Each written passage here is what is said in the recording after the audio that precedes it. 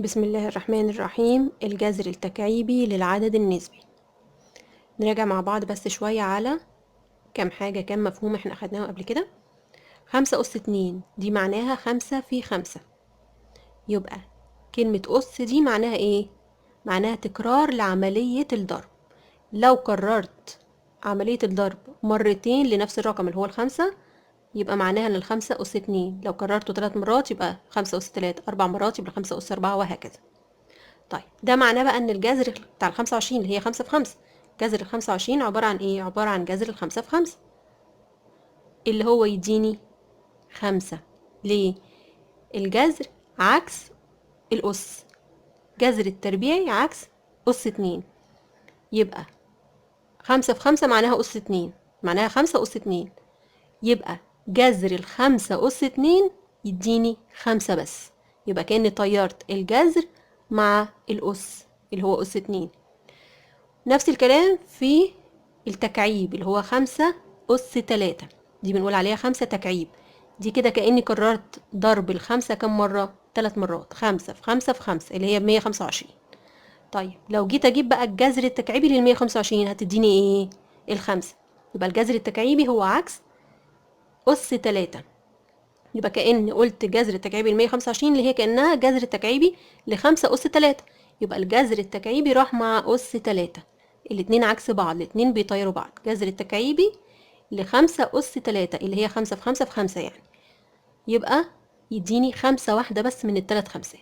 طب الجذر التكعيبي ل64، ال64 دي عبارة عن 4 في 4 في 4، يعني كأن 4 اتكررت 3 مرات اللي هي كأنها 4 أس 3.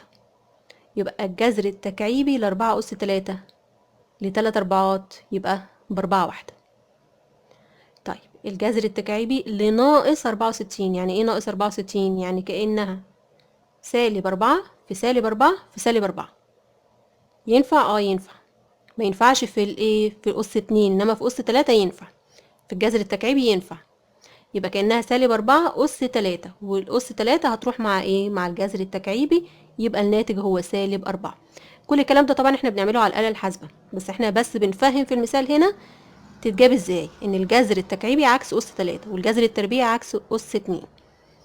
يبقى دلوقتي عندي الجذر التكعيبي للعدد الموجب هيطلع عدد موجب. زي ما قلنا جذر 64، الجذر التكعيبي ل64 طلع ب4، وجذر -64 طلع بسالب 4. يبقى جذر الموجب موجب، جذر السالب سالب. طبعا في الجذر التكعيبي، الجذر التربيعي مفيش حاجة اسمها سالب، ننسى السالب في الجذر التربيعي. انا بتكلم على الجذر التكعيبي. الجذر التكعيبي للموجب موجب وللسالب سالب. طب هنا بيقول لي هات جذر التكعيبي ل27 ناقص الجذر التكعيبي ل64. طيب جذر التكعيبي ل27 هنشوف على طول بكام على الحاسبة، هيديني 3، وال64 هتديني 4، يبقى 3 ناقص 4 بسالب 1. طبعا الكلام ده كله بيتحل على الآلة الحاسبة، بس يا ريت تعملوه لي خطوات، ما يبقاش على طول تطلعوا لي الناتج بسالب 1. نفس الكلام هنا، الجذر التكعيبي ل 8 على 1000. أقدر أقسم الجذر التكعيبي لل8 ولل1000، يبقى أقول جذر تكعيبي لل8 لوحدها اللي هو البسط، على الجذر التكعيبي لل1000 اللي هو المقام. والجذر التكعيبي لل8 هيديني 2، الجذر التكعيبي لل1000 هيديني 10. يبقى الناتج 2 على 10 اللي هي طبعا لما هختصرها هتديني 1 على 5. هنا بيقول لي اوجد قيمة س.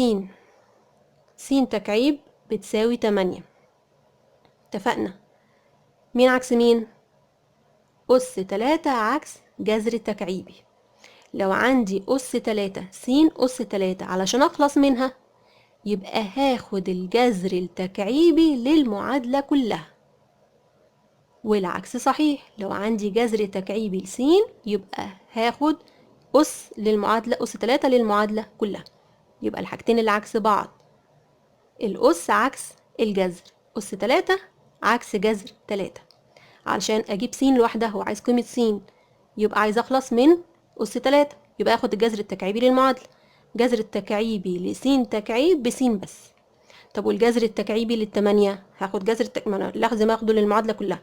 للس تكعيب ادتني س، لل8 هتديني 2. جذر التكعيبي لل8، 8 عبارة عن 2 في 2 في 2، يعني كأنها 2 أس كام؟ 3. يبقى الجذر التكعيبي لل8 اللي هي كأنها جذر التكعيبي ل2 أس 3 هيديني 2 بس. ال3 اتنينات تحت الجذر يدوني ايه؟ 2 واحدة بس. تحت الجذر التكعيبي يدوني ايه؟ 2 واحدة بس. تاني نفس المسألة بس بالجذر التكعيبي بقى. هنا جذر التكعيبي لس بتساوي 5. يا ترى الس لوحدها بكام؟ اتفقنا ايه عكس ايه؟ أس 3 عكس جذر التكعيبي. يبقى لو عندي الجذر التكعيبي هاخد ايه؟ هاخد أس 3 للمعادلة كلها. مفهومة؟ لو عندي س أس 3 باخد الجذر التكعيبي، باخد العكس. عندي جذر تكعيبي للسين يبقى المعادلة كلها أس 3. الجذر التكعيبي لس أس 3 هيديني س بس. بخلص من الجذر بالأس، الاتنين طيروا بعض يتبقى س. والخمسة هتبقى طبعا أس 3 اللي هي تديني 125.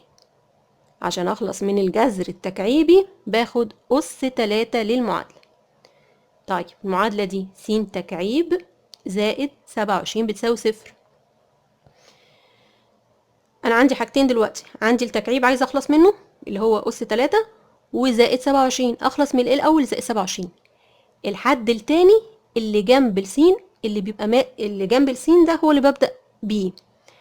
اللي ماسك في السين ده سواء كان المعامل بتاعها سواء كان الأس بتاعها ده بيتبقى للآخر في الآخر خالص. يبقى أنا ببدأ بالإيه؟ بالحد التاني اللي هو 27. يا إما بطرح المعادلة كلها من 27، يعني هقول سالب 27. دايما بعمل العكس، أو كأني بودي 27 الناحية التانية بعكس العلامة، يعني بس عشان تبقى أسهل لنا. يبقى كأني هودي 27 الناحية التانية في الشمال بعكس العلامة.